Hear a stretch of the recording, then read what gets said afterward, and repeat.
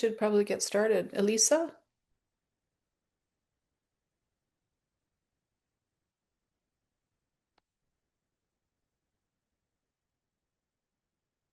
There we go. Good evening, everyone, and thank you for being here. My name is Elisa Hamblin. I'm the Deputy Director of Planning and Development Services for the City of Tucson. We appreciate you taking the time to be here with us. So tonight's meeting is focused on proposed updates to our zoning code related to large-scale data centers. Primarily, our discussion will be about zoning. We know this is an issue that's generated a lot of interest in the community, which is why we're here tonight to talk to you. Data centers are a new, rapidly evolving technology, and our responsibility as a city is to ensure our land use regulations or our zoning keep pace with emerging trends in a way that reflects everyone's values in the community. So tonight's meeting is an opportunity for us to share what is being proposed, explain why we're considering changes now, and most importantly, hear from you. So, Trevor, do you want to share your screen?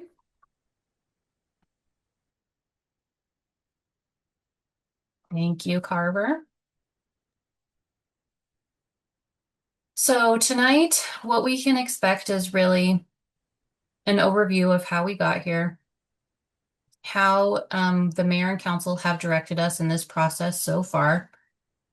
We want to acknowledge that there has been a range of questions and concerns about that. We've heard from residents about issues such as water, energy consumption, noise, etc.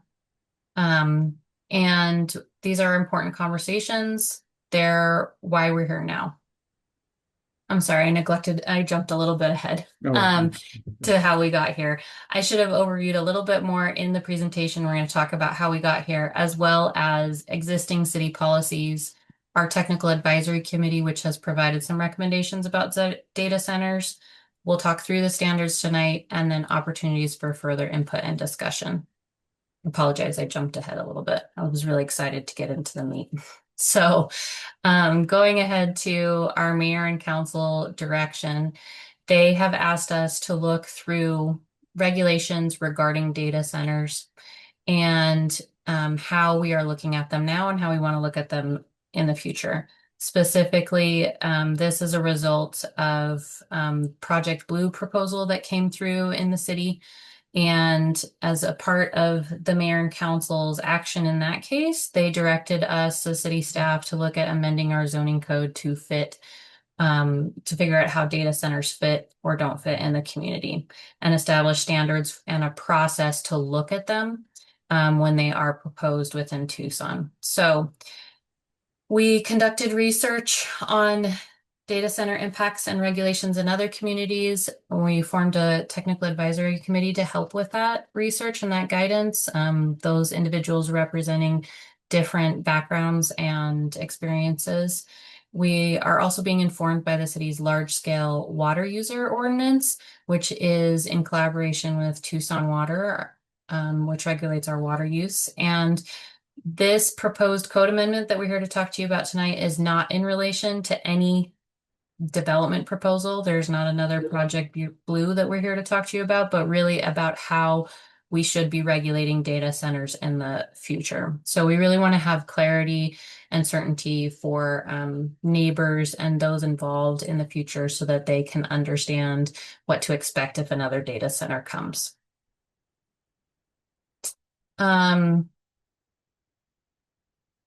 Zoning regulations, as we're specifically discussing tonight, are just one portion of how we can regulate data centers. Many other municipalities will look at regulating these through other means, including water or how they manage economic development. There's also state and federal laws that we have to be aware of. But really, we have a discussion tonight focused on zoning. And zoning answers questions such as where you can put a data center, what kind of standards or conditions would you have to meet if you wanted to do a data center?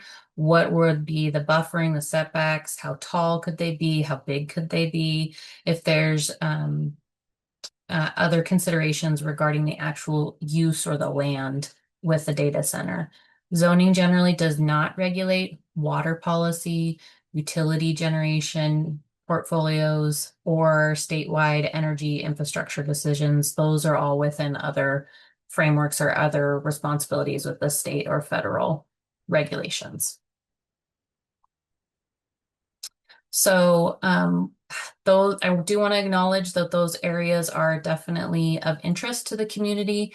And so we will be taking notes on any feedback we receive on that. But however, tonight's discussion is really supposed to be about zoning and how we can control data centers through zoning and land use and what the appropriate regulations for them are in the city of Tucson.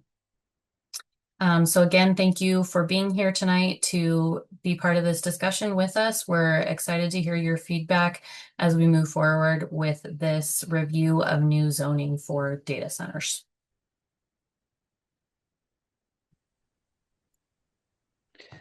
Thanks, Elisa. My name is Tani Robertson. Colleen Whitaker and a few other of our colleagues and I are with Southwest Decision Resources, neutral independent facilitators. So I just want to review really quickly the meeting format and guidelines. Basically, given the level of interest in the community, we're trying to have all feedback come in writing while offering dialogue opportunities. So there will be a Zoom polling during the presentation at several different points, and that'll be explained when we do that. There's an online survey for recording your thoughts and your questions, and there's one that you'll be able to take with you for reflecting on these things after this meeting, since it might be hard to do it all in the meeting.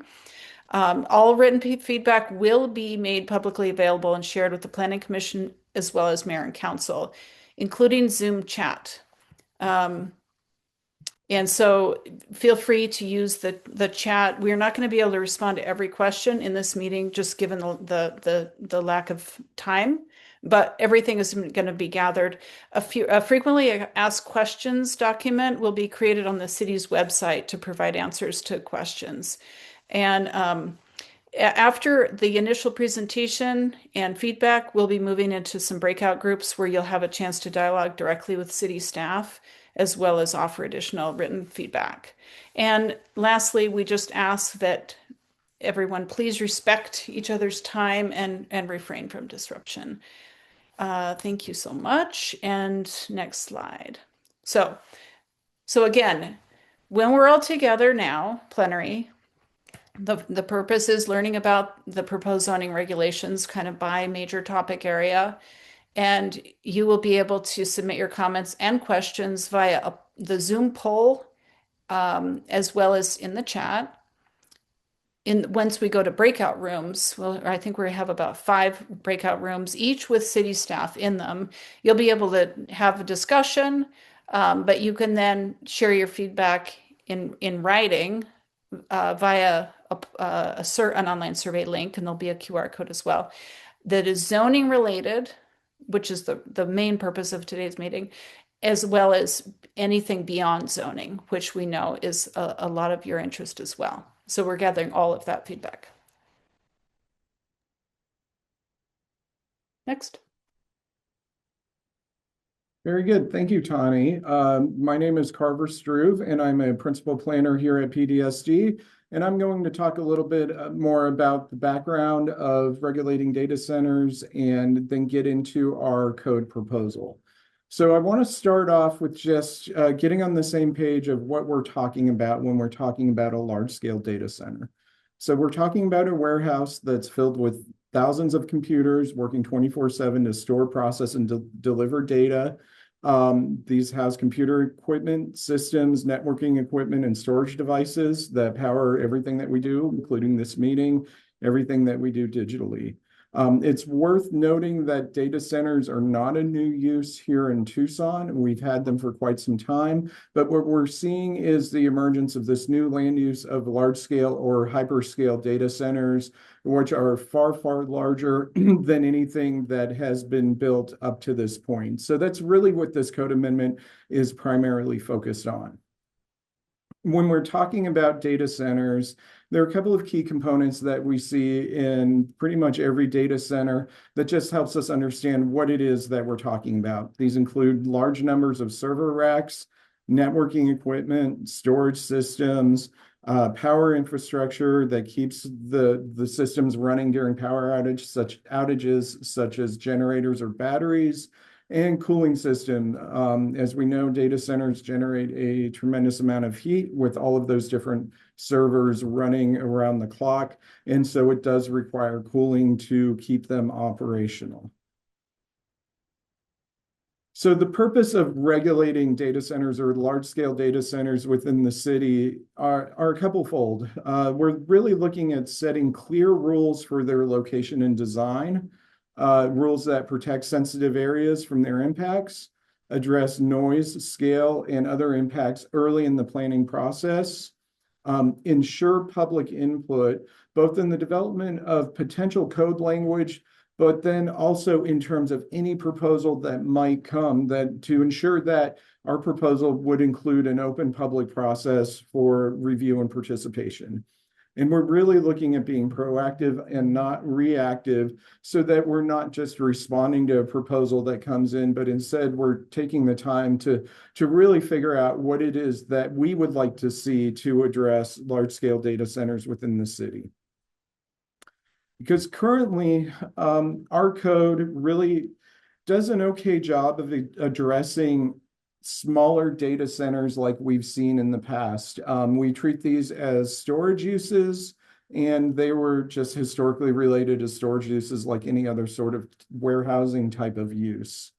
However, as we see this new use emerge, the city's zoning administrator determined that large-scale data centers would be classified as a utility generating system use and would be approved through one of a couple of zoning mechanisms called either a planned area development or a planned community development. These are items where mayor and council would review the proposals and simply take action on that proposal. However, under the current code, there's no real guidance on data centers and how they would develop, what setbacks might need to go into place or noise mitigation or anything else that could really address their impacts. Instead, it's really up to the applicant at this point in time to propose specific regulations for large-scale data centers if they do propose something. And again, I want to reiterate that right now we're being proactive in developing code language. This is not about a specific data center proposal. There is no such proposal out there at this time. However, with additional standards, mayor and council could provide guardrails for any proposal that may come up. And really on the next slide, this really illustrates what we currently have at the top, which is that data centers would be permitted as a PAD or a planned community development. And it's something that mayor and council would simply review on a case-by-case basis. However, we're proposing additional standards as shown on this slide, and this is a lot of information, so we're going to go through this in the future slides here. But, these include things like establishing a clear definition, establishing where and how they get located, establishing clear and transparent public review processes for any proposed data center, demonstrating access to adequate energy supply, disclosing the energy mix, prohibiting the use of potable water if not subject to other existing City of Tucson regulations related to large water users. Requiring additional setbacks from sensitive areas, requiring noise study, setting clear limits on noise, requiring walls and screening, higher efficiency generators, requiring battery backup, prohibiting load shifting, which is where a data center might just decide to run generators 24/7 instead of hooking up to the grid. That's something that would not be, as our proposals being structured, be permitted. It would only be during emergencies or power outages. And also requiring some other nice to have things like enhanced landscaping standards and right-sized parking. So we'll get into all of this as we move through the presentation, but I really just want to make the point here that we have very little right now with regard to regulations for data centers. And that's a large part of the reason why we're developing this code update. So when we start to talk about zoning, it's worth noting that anything that the city of Tucson can do with regard to regulating land use through zoning is the permission to do that is given to us by the state. And so we can only regulate that which the state specifically says we can, including the use of the land. Is it industrial, commercial, residential? Building size, shape, height, materials, and purpose.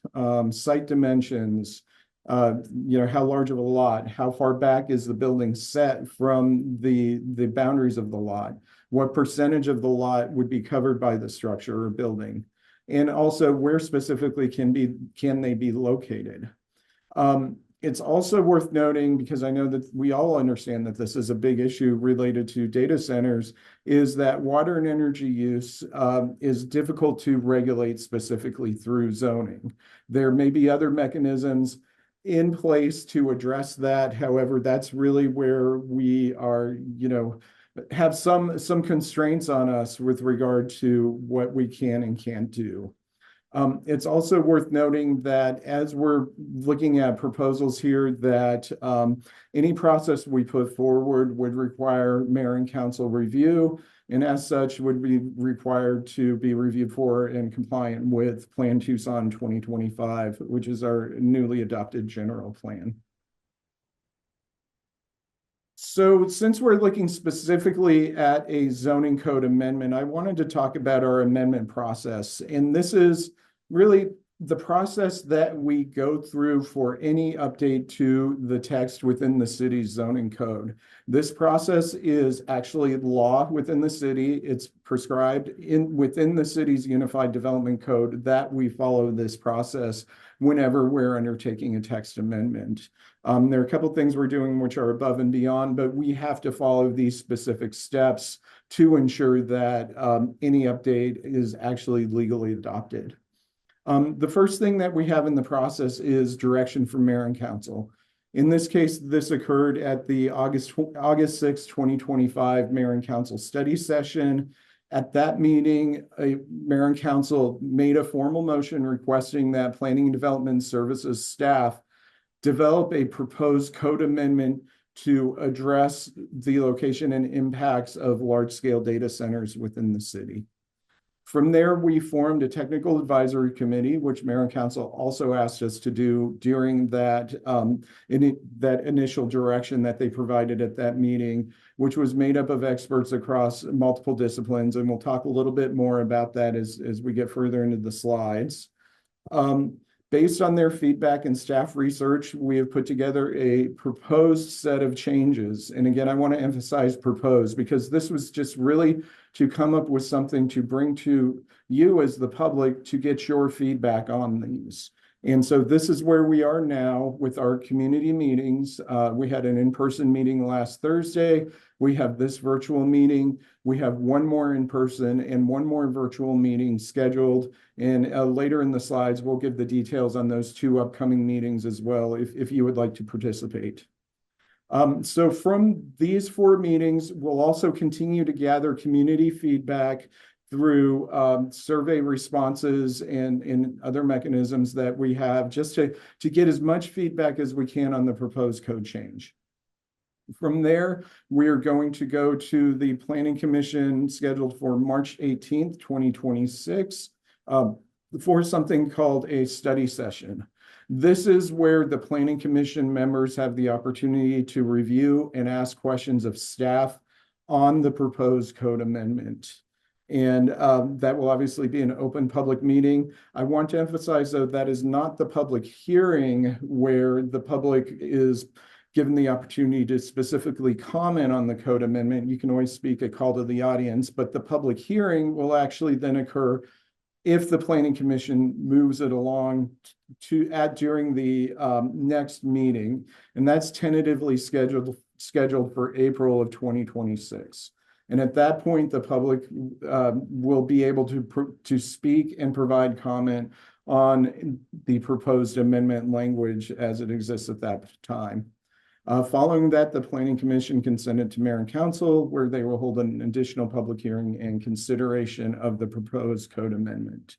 So I understand this is a complex process. It's difficult to kind of understand the nuances if you don't work with it every day. But what I do want to emphasize here is just that there are lots of opportunities for public input and feedback that are baked into the process. And this is only the second meeting of that process. So there will be many more opportunities to come. I also want to talk about, as we develop this proposed code language, as well as if any data center proposal is reviewed, we want to make sure that we also consider the existing plans and policies that the city has in place.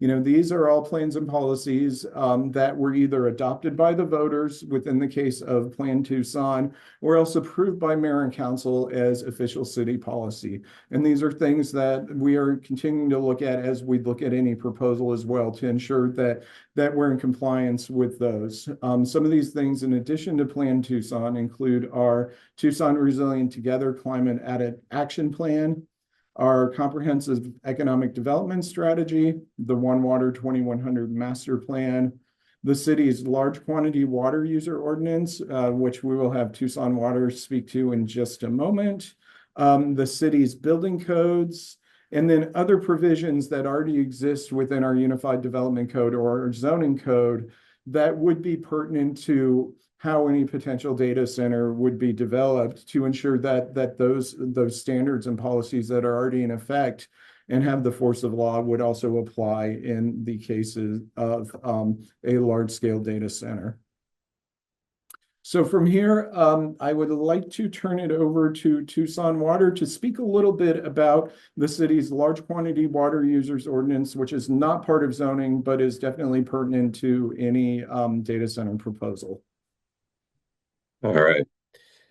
Thank you, Carver.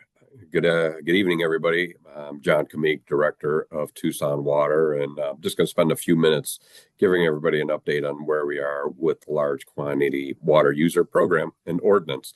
So important to recognize is the city now does have a large quantity water user ordinance. It was adopted in August of 2025.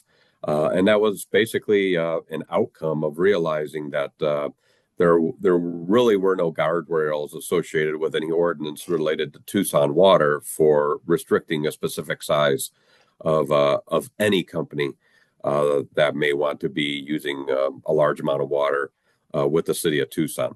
So with that being said, our large quantity water user ordinance is not directed at data centers. It's directed at all large quantity water users, including data centers that may reach that threshold. So ours is a little different in what we're focusing on. So ours could be a hyperscale data center. It could be a food processor. It could be a large prison. It could be a large automobile factory. It could be anything. So the key for our ordinance on the water side is it's anybody that could potentially be a large quantity water user, which is a good thing, which is what we want to have in place to do that. So the ordinance was created in 2025. It was created relatively quickly. So part of the outcome of that is council asked us to put together stakeholder meetings with many people across the community that are more or less in the water space, whether they're from economic development to environmental protection and everything in between. And we did that. We did a series of meetings this fall, and we put together a memorandum that just went to council last week, looking at any refinements that may be necessary to help, I'll call it Tucsonify the ordinance, so it's respectful and intentional for water use going forward. So this ordinance would apply to any future group coming in that would have an average monthly water use of over 10,000 CCFs. And you see right there on the screen, it's 7.48 million gallons or more on the average monthly usage of water. That can apply most likely to new developments with a high anticipated use. They have to disclose that to the city when someone wants to develop a property, or it could be an existing user that maybe is changing. Maybe they're going from a warehouse facility and they're going to be changing to something more industrial where they would use a lot of water. And if that required meter sizing and changing, that would put them in a threshold over that 10,000 CCF, then this would apply to them as well. The meat of the ordinance that is currently in place is that water conservation plan. And that would end up being the agreement between our mayor and council and the eventual water user on what they're going to do to offset, promote conservation, invest in the community infrastructure, a series of things to try to make their water use and overall water take as minimal as possible, if not net zero in some applications.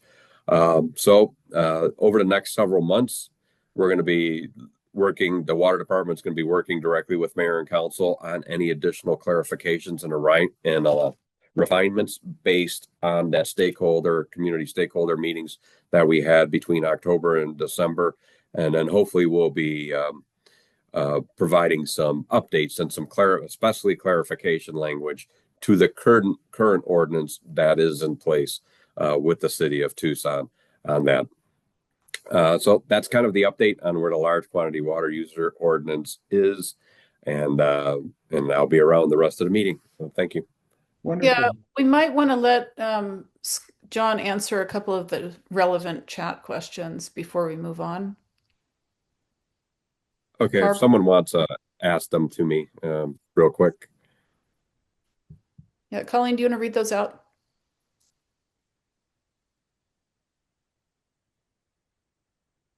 Sorry, I couldn't unmute. So one water-related question is, will paper water or water credits fall under the large quantity water users in this ordinance? Not entirely sure what that is going for. All the water offsets are intended to be wet water. I'll use the opposite term of paper water. It has to be water that is actually local within the Tucson Active Management Area. So someone can't come to us and say that they're going to conserve water in Bolivia and want that as an offset. It'll have to be the conservation of water in the Tucson Basin. Okay, and then another water question, how will CAP changes affect these processes? The what changes? CAP. Oh, it doesn't. It doesn't at all. This is a threshold that'll be on any end user at that 10,000 CCF criteria. City team, do you guys see any other water ones?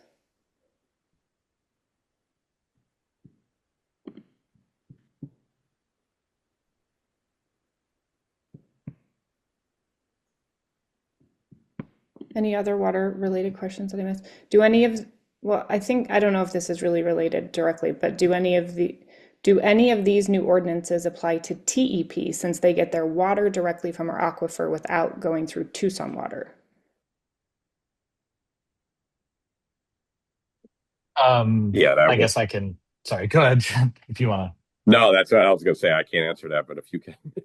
Yeah, no. So it doesn't necessarily apply, and we'll get to this as we go forward and talk a little bit about energy disclosures and things of that sort.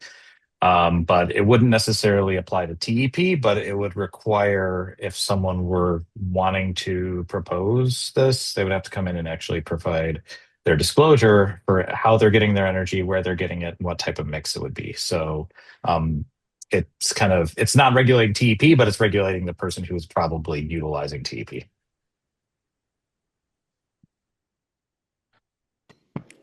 Great. Any other water related questions in the chat? One more, I think. So John, how do these plans change now that we have the news about planned reductions in Colorado River water for Arizona? Those reductions could change the equation for water in Tucson. Yeah, well, that's something that affects everybody, not just the large quantity water user. The whole point of the large quantity water user ordinance and how it is put into place is that they will be required to offset or conserve as much water as possible. So anybody under that don't have those requirements. So the way we look at our eventual potential, I'll call it potential CAP reductions, whether they're short-term or long-term, is part of our water planning and what's outlined in our One Water 2100 plan, and what this community's been actively doing for more than 50 years in utilizing either surface water, groundwater, recycled water, and now more recently rainwater and stormwater capture. So we have a very diverse portfolio. It doesn't really change with a large quantity water user because they'll have to have a water conservation plan. All right, great. Thank you, John. I really appreciate the input. No problem. Yeah, there keep additional water questions keep coming, but in the interest of time, we should move on, and then we can come back to those if there's extra time, or if you're in John or Scott's rooms. And certainly, as we mentioned, all the questions will be responded to and made available online. Great, thank you, Tani. Okay, so coming back to the process that we have used to develop this proposed components of any future code amendment. As I mentioned earlier, we worked with a technical advisory committee. We were directed to develop this TAC by mayor and council with the intent of sharing their knowledge and expertise in their specific fields or subject areas. The TAC was tasked with discussing key issues relating to land use, environment, resource consumption, and infrastructure. It also is an opportunity to learn about and provide input on best practices, new technologies, emerging technologies, and approaches that other cities or jurisdictions may have taken. They then advised on options related to regulating large-scale data centers and made recommendations.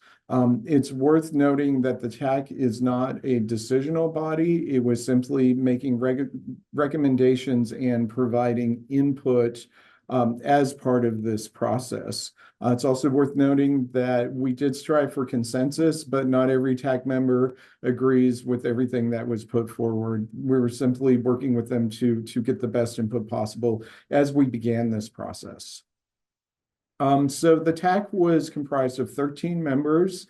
It was made up of a diverse array of groups, ranging from people who were involved in environmental and water conservation issues, such as Watershed Management Group, to TEP, to people who were involved in energy equity, in data center construction, data center operations. So we were really trying to get a diverse array of expertise to be on the TAC.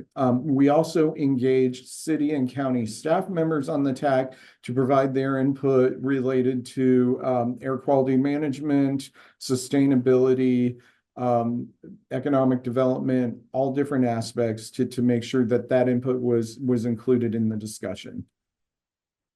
When we worked with the TAC, we initially outlined areas that we thought may be concerns for TAC members, and talked through those, and then polled the TAC on what they thought were the most important components related to the regulation or construction of large-scale data centers. Not surprising that water and energy were the two highest rated concerns and issues, and it's something that we obviously are very aware of, but as mentioned, still limited under zoning as to what specifically we can regulate. But it's worth noting that those were their top concerns, followed by air quality and noise, locations and setbacks, heat impacts, wildlife amenities or impacts on wildlife, generator use, then followed by glare, design and aesthetics, screening, vibration, and specific design features such as facades or murals on data centers. So based on the TAC feedback and staff research, we began to develop proposed standards for the regulation of large-scale data centers.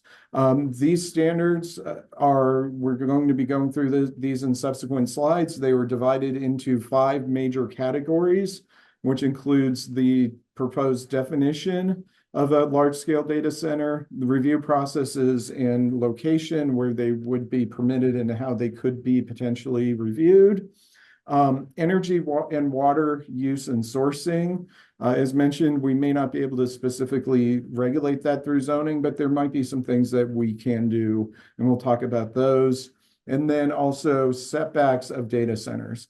How far are they located from adjoining land uses, residential areas, commercial areas, noise sensitive uses like schools, those types of questions. We also will talk about environmental compatibility, landscaping and parking, and noise and generator use.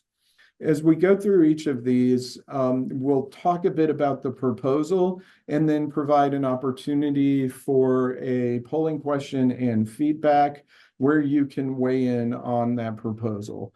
There are going to be a couple of yes, no, maybe questions associated with each of the components. And then you'll have an opportunity to also provide that written feedback if you have specific comments related to that subject area. We won't have the time this evening to go through those written comments, but all of those comments and questions will be posted to the PDSD website. They'll be made available or sent to the Planning Commission and Mayor and Council for their review. So it's important to provide that feedback if you have that as well. So Carver, yes. Before we continue and actually open the poll, we did want to, if there's any clarifying questions quickly before we launch into that. You can just put it in chat if you have a clarification. Yeah, any clarifying questions on what's been presented up to this point? Nick? Hey, Carver, I'm gonna throw a question out there for you related to the TAC. A couple people asked, so who decided these were experts in data centers? And then most have no architecture experience, mostly cloud is one question. Certainly, and when we developed the TAC for the data centers, we worked with city staff and city manager's office to identify specific areas that they wanted included in the TAC membership, and then comprised the committee of those specific members.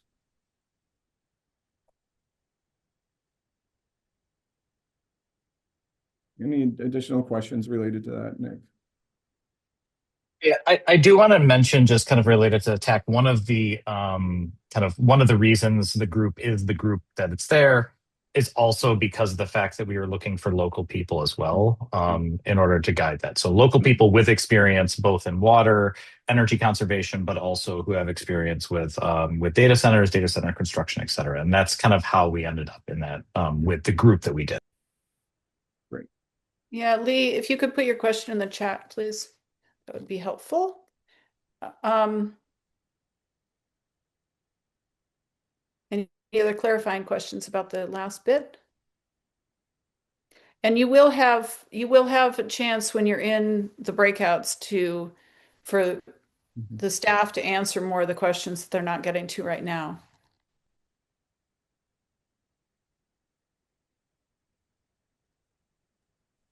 There is one question related to why hasn't City of Tucson adopted the same regulations and zoning issues as the town of Marana.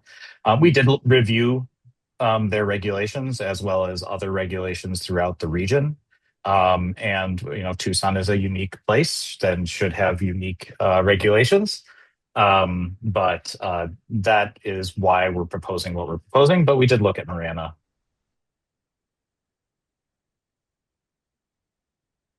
Okay. Okay.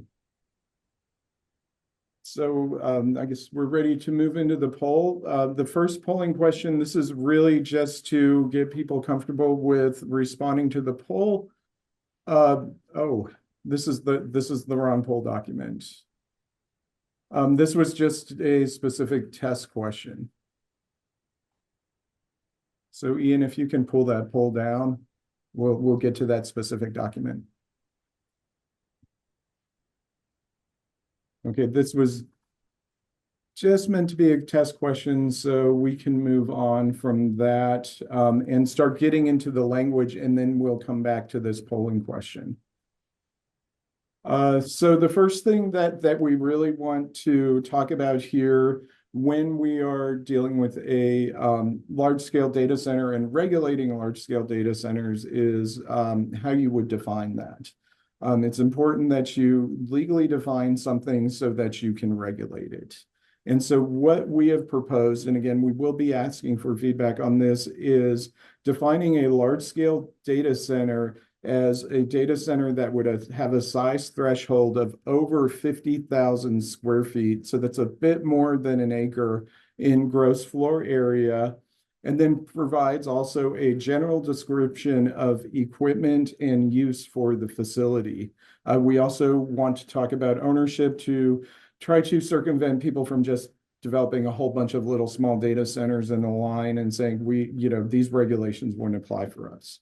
So the proposed definition that we have at this point in time is a large-scale data center is a facility, multiple facilities, or a portion of a facility on a contiguous site with the same controlling ownership interest in a gross floor area of greater than 50,000 square feet, housing network computer systems and or telecommunications equipment used for remote storage, processing, and distribution of data.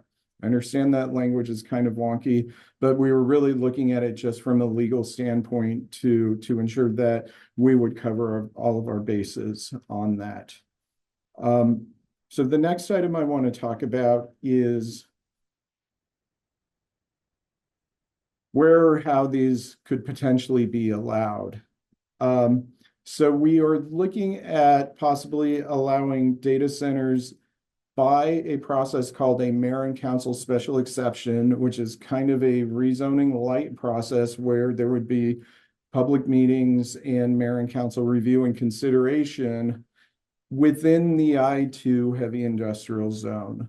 We believe that of all the zones within the city, the I2 heavy industrial zone is most appropriate given the impacts that these could potentially have on surrounding land uses.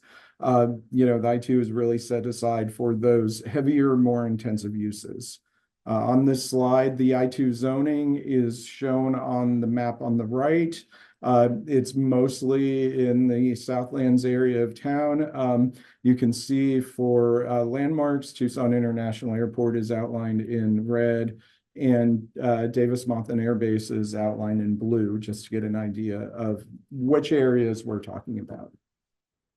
Additionally, we would propose allowing data centers in either a PAD, which is a planned area development, or a PCD, which is a planned community development zoning area. And this is something I mentioned earlier in the presentation. These are essentially site-specific zoning plans that would be reviewed, again, through a public community engagement process, and then ultimately would require consideration by mayor and council.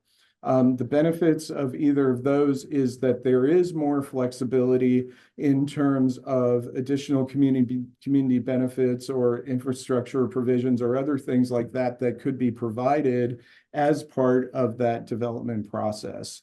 The PAD and the PCD are fairly similar in terms of the processes. The major difference is that a PAD is usually site-specific and a PCD is sort of a larger master plan community where you might be looking at just a much larger area and how that might be master planned.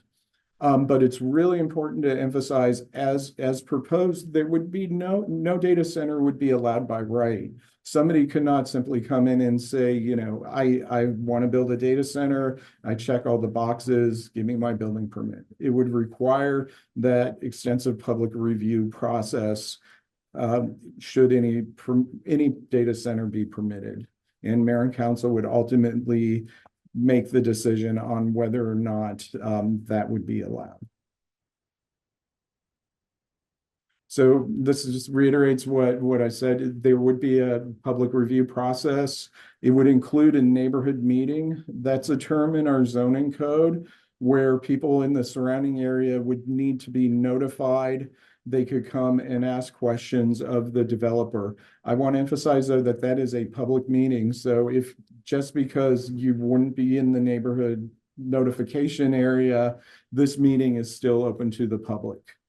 Following that, there would be a zoning examiner public hearing. The zoning examiner is an individual who is has a quasi judicial role, who's responsible for reviewing any proposals, hearing public input through a public hearing, and then making a recommendation to mayor and council. Following that, mayor and council would review and make the ultimate decision. We're also looking at including some enhanced public notice processes as part of any proposal. Under most rezonings within the city, there is a requirement that neighbors within 400 feet of a site be noticed, officially noticed by U.S. mail of the proposed rezoning, and that all neighborhood associations within 1 mile also be noticed. We're looking at increasing that to be consistent with the Planned Community Development Standards, or PCD standards, which is all neighbors within a half a mile and all neighborhood associations within 2 miles. And so this is just really a timeline to outline that process that I just spoke through, because I know it's can be confusing on the face, most definitely. But these are really the primary steps in the process. Would be that neighborhood meeting, which is again a public meeting where the community could ask questions of the developer and provide feedback. There is only one official neighborhood meeting per code, but we've seen instances, especially with larger projects, where there are multiple meetings. It's just that one has to be able to check the box that it's the official meeting. So just because there's a requirement for one neighborhood meeting doesn't mean that that would be the only meeting. Following that, an applicant would work with city staff and submit an application. Public notice would be issued for the zoning examiner public hearing, that quasi judicial official who reviews and makes recommendations and hears the public hearing, which would be held by the zoning examiner. Then they would make the recommendation and it would go to mayor and council for their decision. And so it is definitely a public process with multiple touch points where that review could occur. Okay, so now we will go back to that polling question to ask your feedback on the definition of a proposed large-scale large-scale data center. So do you feel that the proposed large-scale data center definition is appropriate? Yes, no, or unsure? And a reminder, you can move your poll box away from being able to see the screen in the back if it's blocking.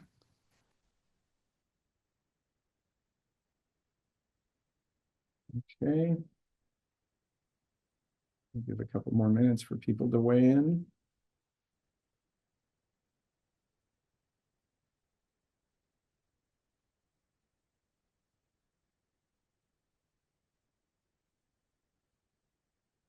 Okay.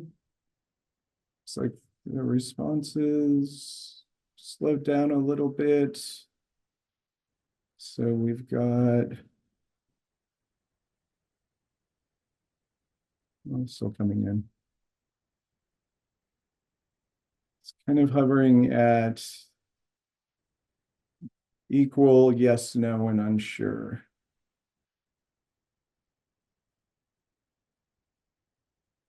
Okay, and the next question is, do you feel that the proposed zoning review process is appropriate? So that would be the public review process, including neighborhood meeting, zoning examiner, public hearing and review, and mayor and council consideration.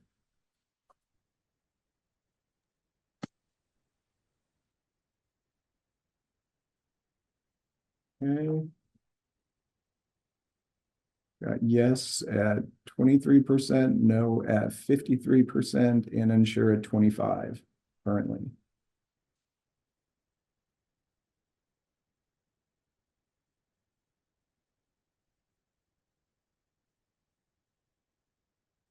Okay, so now we're at 21% yes, 55% at no, and unsure 24%. And then we also have the third question to please provide any comments you may have on the proposed definition and or review process. Again, these long answer questions will be posted online and provided to mayor and council and the planning commission. We just don't have the opportunity to go through each of them during the time that we have.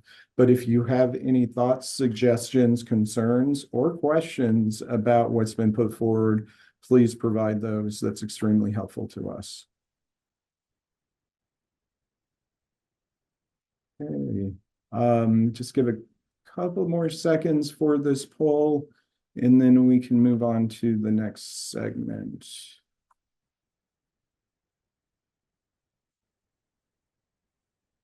Okay, and our next item. There's a couple people that Oh. aren't seeing the poll. Okay, Tech support on this. I don't know if it's clicking the Zoom link, the Zoom icon to see it.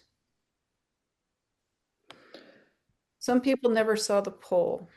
Never saw not seeing the results, or never saw the poll, or both maybe. If they didn't see the poll, I think what we can do is drop the link to the survey that has the same questions. yes. Yeah, it's exact same questions. Yeah, the online survey link will take you to that, and all the information will go to the same place. And then you can be just kind of answering the questions as this material is being shared. So I think Colleen will drop the link in the chat. Great.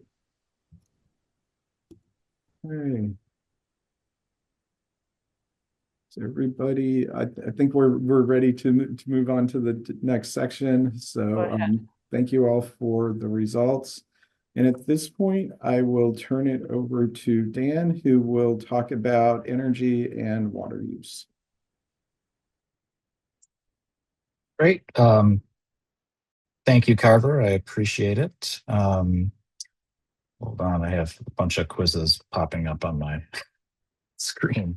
So thank you for your patience. I know we have a lot of different topics to kind of talk about and work through, but wanted to talk a little bit about regulation of energy and consumption and sourcing. This is one of those issues that is Elisa and Carver both discussed.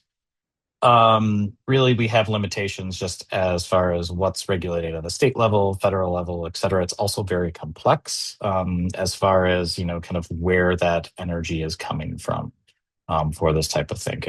And so one of the things that we've seen has been, I think, relatively effective elsewhere, but also here are also kind of that we're proposing is really making sure and requiring that when you go through this review process, that the applicant, should they want to, locate in Tucson, has to demonstrate access to adequate energy supply at the time of the application, and that the applicant must disclose that proposed amount of energy and its energy mix, including renewables, in the application materials. So what this is really doing is it's providing that information to both the public, because all of this, through this whole process, I know there was some questions about NDAs and question about, kind of just public access to the materials. All of these would be a part of the application materials, would have to be a part of the neighborhood meeting, and would be available to the public, but also would be available to the zoning examiner and mayor and council, so they can make an educated decision on whether or not they want to approve this or they want to potentially deny an application as it comes through. Just for that. So that is the way to kind of that we're proposing to really address some of the energy consumption issues. It's just making sure that that's very clear and that information is proposed and put out there in the public. Next slide.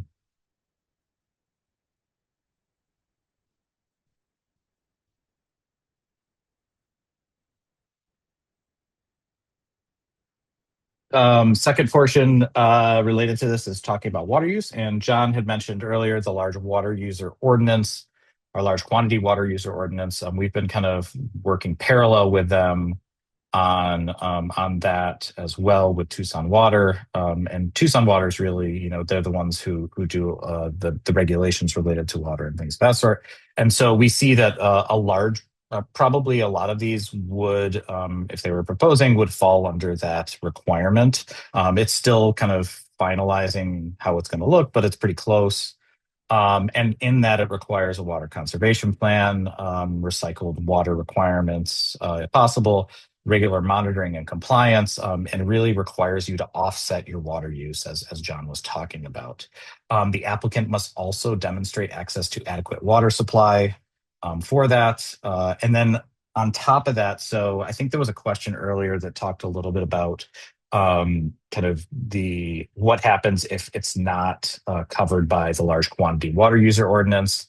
And this is one of those things that we have pulled from kind of Marana and what they've done, where we would prohibit the use of potable water for data center cooling if it's not subject. So if it falls underneath that, related to that. So that's how water use would be potentially regulated. It would also, again, all of this information, large quantity water user ordinance is required on a separate process to go through mayor and council and would be a public process, as well as that information would be, again, part of the application materials and would be included in everything that's public for that application process. That's water. Next slide. And we have some additional polls. I think we also put the survey in the chat to do it that way. But related to water and energy use, do you feel, first one is, do you feel the proposed energy use and sourcing standards are appropriate? Yes or no, or unsure. And then also, do you feel the proposed water use and sourcing standards are appropriate? Yes or no, or unsure. And then there's a long answer if you'd like to provide additional kind of feedback related to that on how it could potentially be improved, what we should be looking at. And Carver, if you could go back to those slides.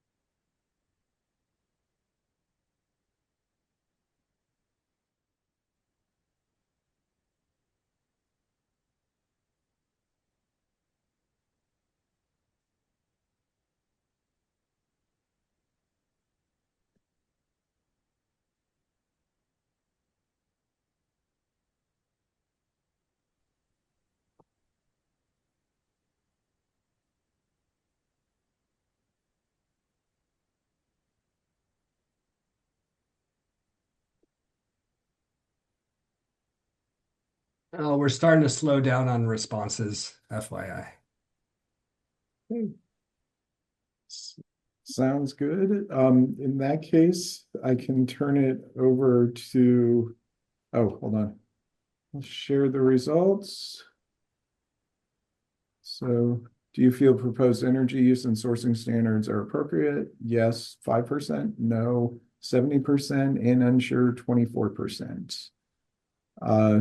Do you feel proposed water use and sourcing standards are appropriate? Yes, 5%, no, 73%, and unsure, 22%. And then we have 17 written comments. Okay, just got one more. I think at this point, we can turn. Oh, it's Dan still for the next item. It is. Great. Excellent. So next items related to proposed setbacks and from sensitive uses. This is another one we're looking to get feedback from everyone on. And again, remember these are regulations that you must meet at least initially before you even go through the review process for this. But looking at requirement a 400-foot setback from data center use to urban residential areas, and then noise sensitive uses such as schools. There's also a requirement that we 200-foot setback from commercial or office uses. Again, these really aren't appropriate, and they don't really lead to a more of a kind of, I guess, urban or kind of environment. So a lot of times, the idea there is really to separate those from those areas.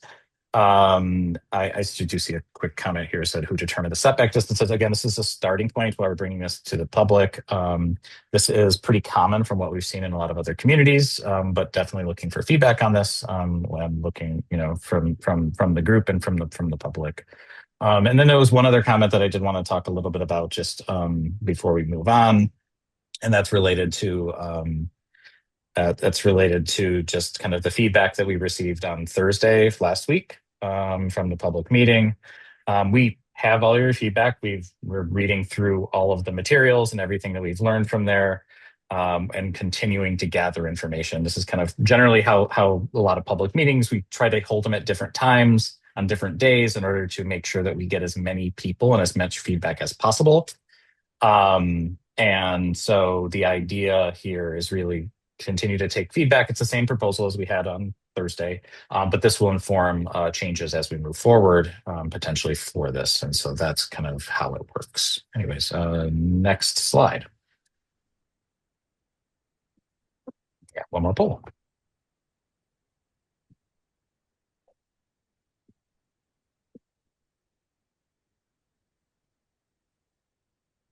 Remember to have the content slide behind the poll. Thanks.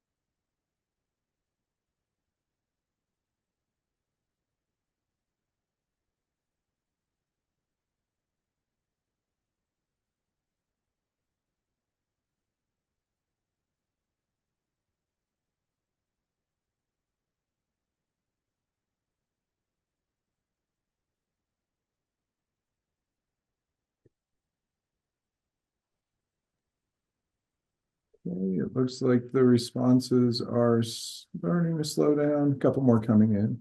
Give it just another minute.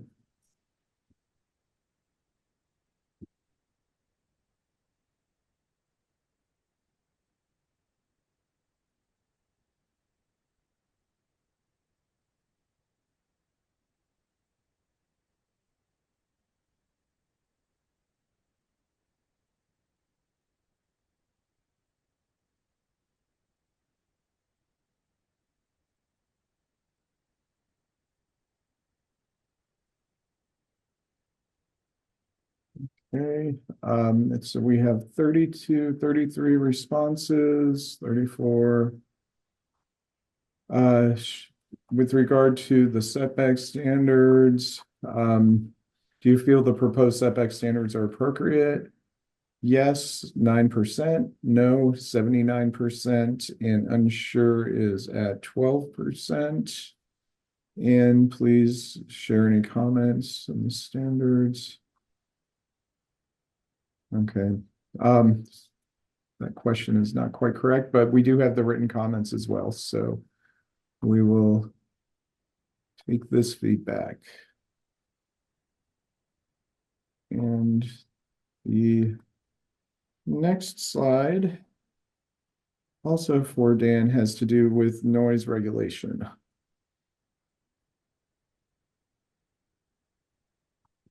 Actually, this is for Nick. Oh, it's for me. I'm sorry, you're correct. Oh, yeah, sorry.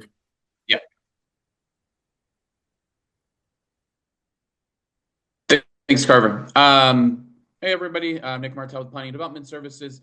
Our next slide is touching on proposed regulation of noise.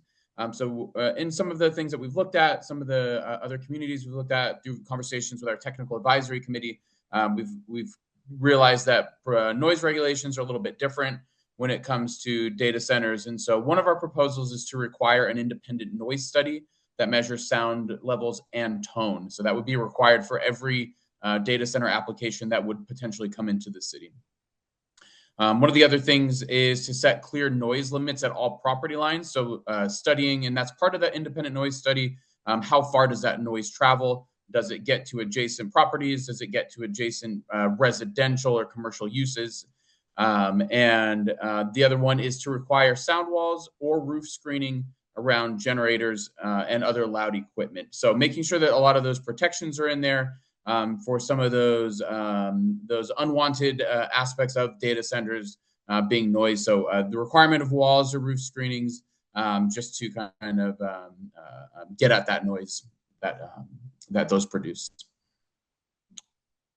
Next slide. And then I do want to quickly touch on proposed regulation of a generator use. A lot of these uses are going to have generators attached to them for backup power services. So some of the proposed regulations for those generators are the use of cleaner, high efficiency generators, or otherwise known as Tier 4 or natural gas or / dual fuel generators. Requirement for a battery backup used first during power disruption. So having that battery backup for any sort of disruption on the grid. No load shifting, so no running of generators unless it's for instead of using grid power. So those generators would only be able to be used in terms of a blackout, would not be able to be used otherwise. And so the generators run only during emergencies, as I said, or during times of required maintenance. And then regarding that maintenance, non-emergency maintenance is going to be limited to weekdays, 9 to 5. That kind of keeps some of that noise down a little bit to regular business hours. And that would be on weekdays, 9 to 5.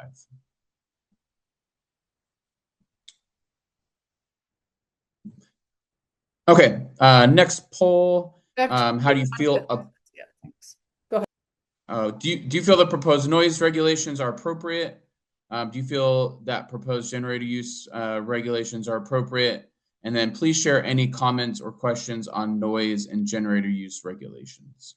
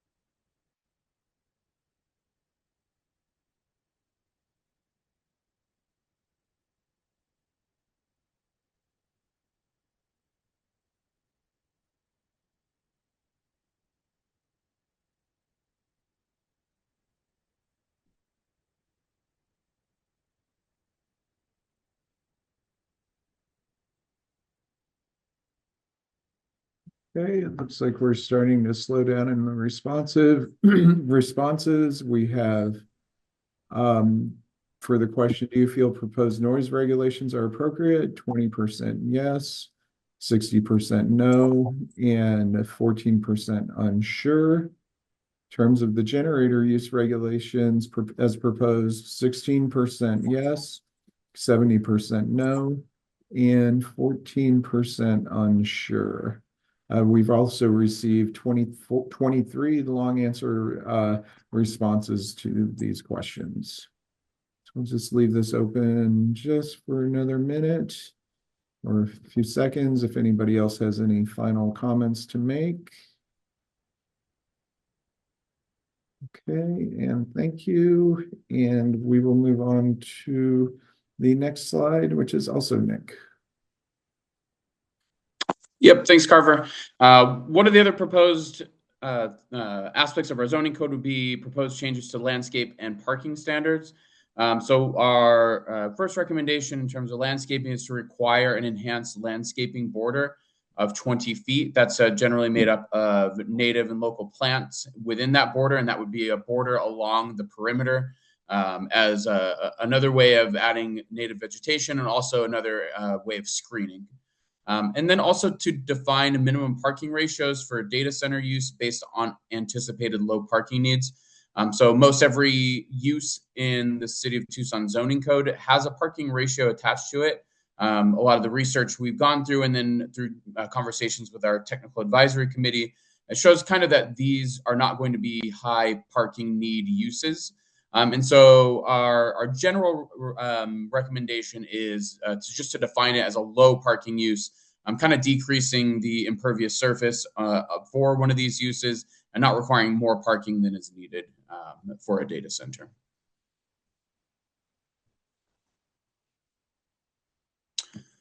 And then regarding environmental compatibility, there are a bunch of changes that we are not proposing to make. So utilize existing standards, which include, not limited to, our environmental resource zone, our ERZ, our watercourse amenities, safety, and habitat zones.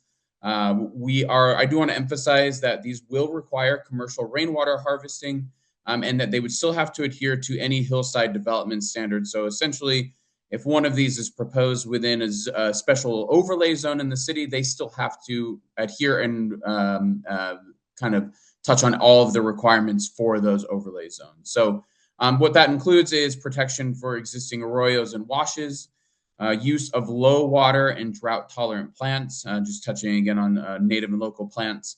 And then harvest 50% of total landscape water demand. So using the water that falls onto the site to water those plants would be a requirement. And then, of course, a lot of these existing I2 zones where these could potentially be allowed would be around the airport hazard district. And so a lot of the airport hazard district has some restrictions when it comes to standards for glare. They would still have to meet all of those requirements for the airport hazard district as well.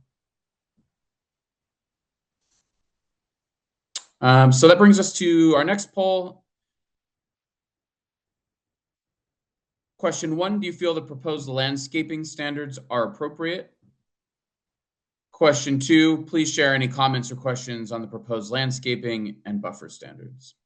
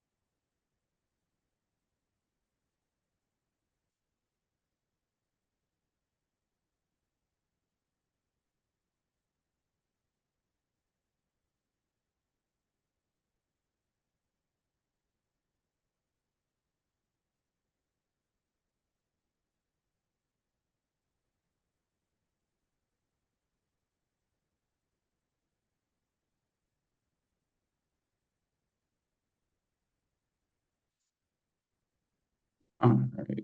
Kind of evening out here. So landscape standards being appropriate, we have 21% say yes, 65% no, 14 unsure. We'll leave it open here another minute, I think, probably. And then we've got a few people that have, or 14 people that have shared some additional comments here.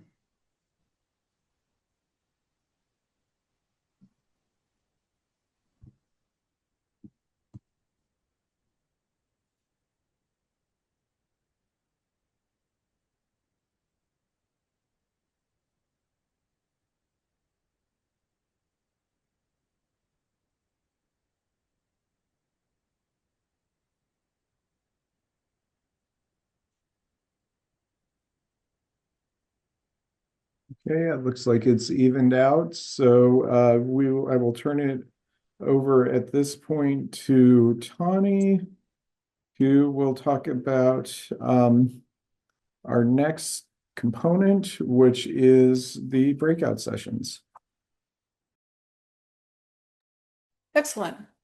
Okay, so to allow you to have more actual conversation, each room will have a city staff member who's knowledgeable about this process and the data center code amendment. All of the feedback will be, again, this QR code takes you to the survey, and we'll put it again, if Colleen, if you can put it again in the chat.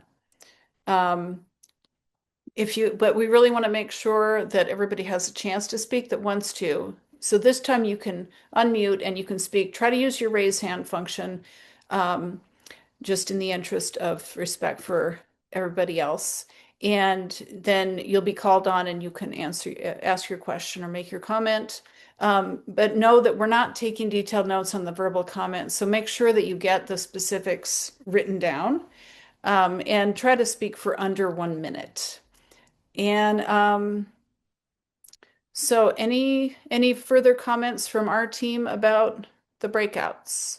We know that this is a lot of technical material, and we're doing this as a public meeting. It's moving quickly through everything, but you'll have the chance to study the material and respond with more time afterwards as well. You don't need to repeat yourself, though it's fine if you do.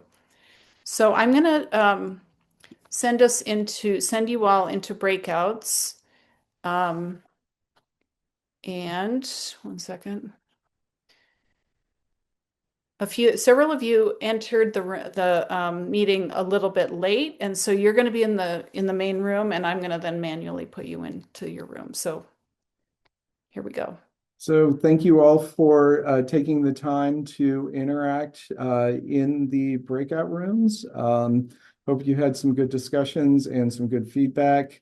And please don't hesitate to provide those written comments. And if something strikes you at 2 a.m. that you think is important to say, feel free to go to the website and go back into that survey and provide that comment. That helps us to make sure that we get everything ingested and processed and can make sure to get that out as well. So what happens from here? First thing is that this is, as mentioned, the second of 4 public meetings that we have scheduled. Our next one will take place on Wednesday, March the 4th. That will also be a virtual meeting over lunch. So it's 11 a.m. to 1 p.m. for people who may not necessarily have been able to make the evening meeting. So we will look forward to presenting again and going through a similar process at that meeting. And then the next day, Thursday, March the 5th, in the evening from 6 to 8 p.m., we will hold a second in-person meeting at Rincon/University High School in Midtown. So there will be another in-person opportunity to provide feedback. We will also continue to post proposed standards online as anything continues to evolve, but I think that's going to be a little bit until that actually occurs as we just work through all the feedback that we've received and how to address that. We will, however, be posting your comments and feedback on the PDSD website. And again, that will make it to the Planning Commission and to Mayor and Council. And so check back on the website as time goes by. We're also looking at a Planning Commission study session on March 18th, where the Planning Commission can review and provide feedback on these materials. So more information as that comes closer will be posted to the website. And I just again wanted to come back to this process diagram that we have, just to understand, all of the steps that we're looking at. We're still in the community meeting phase. We'll continue to gather community feedback. There's the March 18th Planning Commission study session. And then tentatively in April, the Planning Commission public hearing, which is where people can come and speak specifically on this proposed code amendment to the Planning Commission. And then from there, tentative May 2026, we hope to have some sort of a proposal to Mayor and Council for their consideration. So again, thank you all so much for your time, your effort, your feedback, your input on this process. And we hope you have a great evening. Thank you. Thank you, everyone. Really appreciate it.